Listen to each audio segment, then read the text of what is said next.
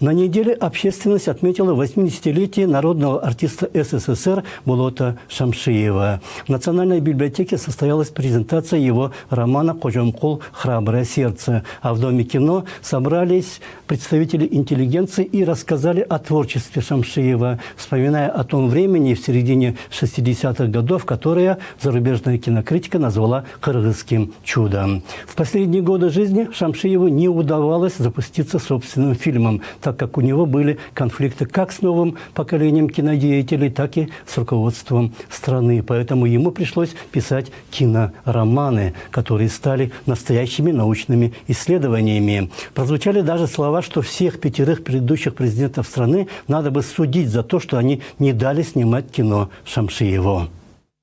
Я 25 лет мне не допускают к кинокамере. А один раз я пытался снимать, у меня отобрали камеру, отобрали деньги. Вот, и это делает наша администрация.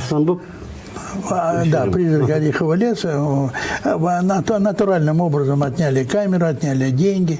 Вот, ну и так далее. Ладно, это, казалось бы, прошли этот момент. Я все-таки надеялся на какой-то, джентльменское отношение.